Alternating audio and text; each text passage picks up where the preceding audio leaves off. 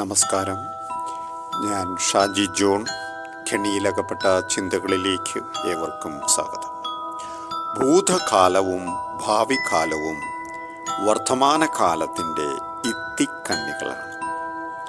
ഇപ്പോൾ എന്ന അവസ്ഥയാണ് വർത്തമാനകാലം. ഇപ്പോൾ എന്ന ഈ അവസ്ഥ ഉണ്ടെങ്കിലേ ഭൂതകാലവും ഭാവികാലവും ഉണ്ടാവുകയുള്ളൂ. ഇപ്പോൾ ഇല്ലെങ്കിൽ ഒന്നുമില്ല. അപ്പോൾ ഇപ്പോൾ എന്ന അവസ്ഥയാണ് അതിപ്രധാനം.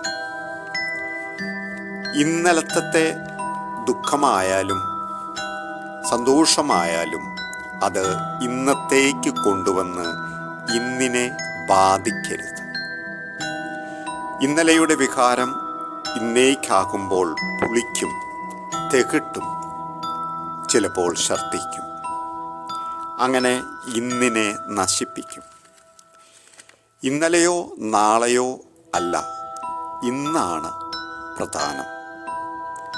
ഇന്ന് ഇപ്പോൾ ചിന്തിക്കുന്നത്, സംസാരിക്കുന്നത്, ചെയ്യുന്നത് ആണ് അടുത്ത പുതിയ ദിവസം എങ്ങനെയാണ് എന്ന് തീരുമാനിക്കുന്നത്.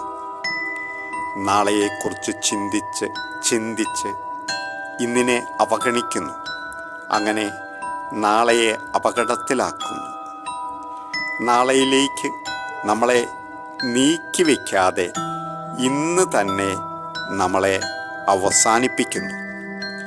ജാതകവും വാസ്തുവും എല്ലാം നാളെയെ മാത്രം പരിഗണിക്കുന്നു. നാളെയുടെ പ്രേതങ്ങളാണ് ജാതകവും വാസ്തുവുമെല്ലാം. ജാതകത്തിലും വാസ്തുവിലും നാളെ ആണ് എല്ലാം. ഇന്നുണ്ടെങ്കിലേ നാളെ ഉള്ളൂ. നാളെ എന്നുള്ളത് ഒരു സ്വപ്ന ലോകമാണെങ്കിൽ ഇന്നലെ എന്നുള്ളത് മണ്ണിനടിയിലായ ഒരു ലോകമാണ്.